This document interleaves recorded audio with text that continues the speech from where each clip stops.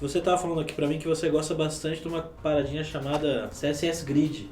Isso. Né? O que é o CSS Grid, para quem não conhece? Você tem diversas formas de posicionar elementos dentro de uma página, diversas maneiras. Antigamente isso era um problema muito sério porque era muito custoso, era muito chato. Quando o CSS foi pensado, ele foi pensado para estilizar documentos, mas não se pensava lá em 94, 95 que o CSS era capaz de, sei lá, resolver milhares de problemas em relação ao posicionamento de elementos. Depois que o CSS nasceu, o CSS1, aí eles viram, a gente tem um sistema agora que pode estilizar páginas pra gente. O que a gente pode fazer com isso? Então, durante muitos e muitos anos, pensou-se uma forma de criar uma maneira fácil de posicionar elementos dentro da tela, dentro de uma página, de uma aplicação, enfim. Mas nunca a W3C recebia propostas de especificação, mas nunca saía do papel. Acho que em 2005, 2006, mais ou menos, tinha um pessoal da Microsoft que estava liderando o desenvolvimento do Windows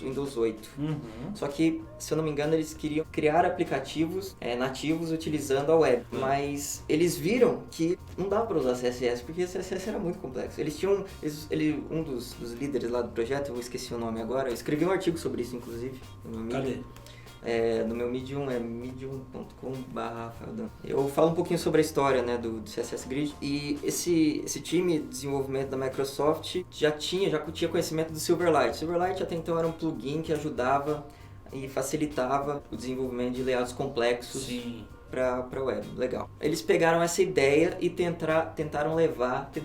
levaram para web. Basicamente, das diversas propostas e muita conversa em cima daquilo que estava acontecendo, nada era muito palpável, não dava para utilizar. Em 2012, esse grupo apresentou para a W3C uma proposta de especificação, CSS Grid, que a gente pode utilizar hoje. Só que naquela época, eles foram além. Eles implementaram através de flags no Internet Explorer 10, se eu não me engano. Então, pela primeira vez na história da CSS, a gente tinha uma coisa que era mais palpável, fácil de utilizar, de testar e ver como é que seria. Então, esse Play Grid, fazendo um comparativo, né? Em 2009, a gente teve a proposta do Flexbox, que facilitou a vida de muita gente. Só que, basicamente, o Flexbox, ele trabalha com linhas ou colunas. Ele é unidimensional. Sim. O CSS Grid, ele é bidimensional. Você transforma a sua página num grid e você posiciona os seus elementos da maneira que você acha melhor. Então, se você precisa pegar uma coluna, uma linha, você consegue falar para o seu elemento onde é que ele vai começar, onde é que ele vai terminar dentro do seu grid, tanto horizontalmente quanto verticalmente. De maneira muito fácil. Eu tenho nos meus artigos aí, eu também explico de uma maneira bem simples como utilizar. E, basicamente, a forma como eu procurei apresentar nos artigos que eu escrevi, 80% dos problemas, dos casos de uso, assim, a gente vai conseguir resolver. E não tem só isso. O CSS Grid Layout tem uma porrada de propriedades, implementações que facilitam muito. Muita gente fala, beleza, eu vou utilizar o CSS Grid Layout, mas e os navegadores antigos que não dão suporte para grid? Como é que faz? Você pode utilizar as técnicas antigas aliada às técnicas mais novas com grid. Mas você não precisa necessariamente escrever o mesmo layout duas vezes. Entendi. Você pode utilizar técnicas como o Progressive Enhancement ou Graceful Degradation, que procuram contornar essa situação. Às vezes você utiliza tecnologias mais novas, formas mais práticas e mais eficientes de fazer um determinado layout. Só que você não precisa necessariamente esquecer dos navegadores antigos. Existem essas técnicas, existem as técnicas antigas do Clearfield, Float, Display Table, enfim. Você consegue aliar isso. Sim. Mas aí é uma coisa que eu sempre falo. Muita gente procura um hack muito simples, uma coisa simples para não ter mais que pensar em navegador antigo nunca mais.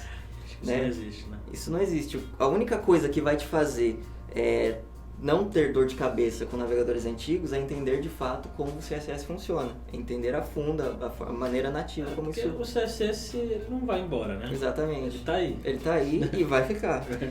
Muita gente fala, CSS decoreba e tal.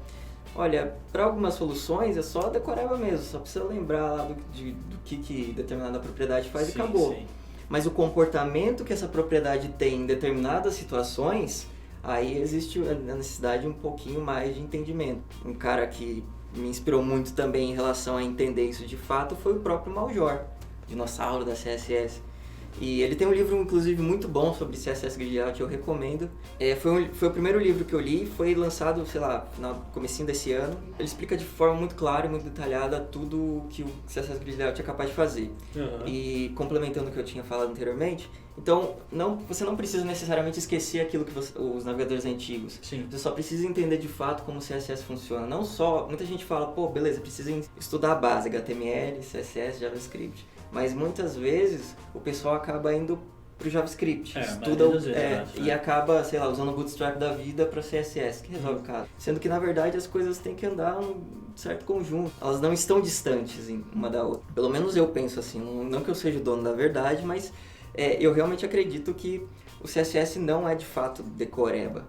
Existem situações nas quais você vai ter que entender determinados comportamentos e você vai ter que pensar como se sobressair, contornar situações.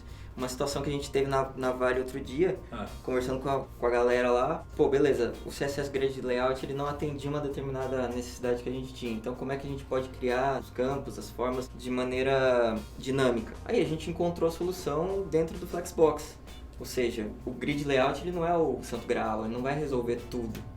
Mas ele vai resolver boa parte dos seus problemas e aliado ao Flexbox você vai praticamente ter sua vida muito, mas muito facilitada. Fica bem mais simples de desenvolver. Às vezes uma determinada propriedade não vai funcionar e você pode encaixar uma outra propriedade, como no caso o grid não funcionava bem, não performava bem, então o Flexbox acaba sendo mais indicado. Até porque se for pensar, o grid, eu sempre falo, o grid ele controla os elementos como um todo, a nível de página, de aplicação. E o Flexbox você pode utilizar de maneira para controlar os elementos internos, os campos e tudo. Então, CSS Grid, Flexbox. Sim. Dá para usar junto. Muita gente está pensando que CSS Grid Layout e Flexbox são coisas separadas, quando na verdade elas trabalham, um complementa o outro e complementam de maneira muito efetiva, na verdade. Como eu estava falando, você tem o CSS Grid Layout, por exemplo, a barra de navegação, você pode controlar com o CSS Grid Layout. Os menus, os links dos menus, você consegue controlar facilmente com o Flexbox, por exemplo. Sim. Você tem um determinado formulário, card do formulário, container do formulário, você pode controlar com grid. Agora, os campos inputs, você pode controlar facilmente com Flexbox. Ou seja, é muito fácil você aliar um ao outro. Na verdade, quando você utiliza CSS Grid Layout, as propriedades do Flexbox já ficam disponíveis para você utilizar. Você não precisa declarar display flex de novo. Você declara display grid no seu CSS e os elementos filho, menu, rodapé, main, side, já podem utilizar flex. E fica bem mais fácil, já podem utilizar as propriedades. E para os elementos internos, aí você pode controlar da melhor maneira. Você pode criar wrappers para display flags, enfim. Aí depende da forma como você vai desenvolver o seu projeto. Entendi. Mas display grid já foi pensado para se utilizar junto com o Flexbox.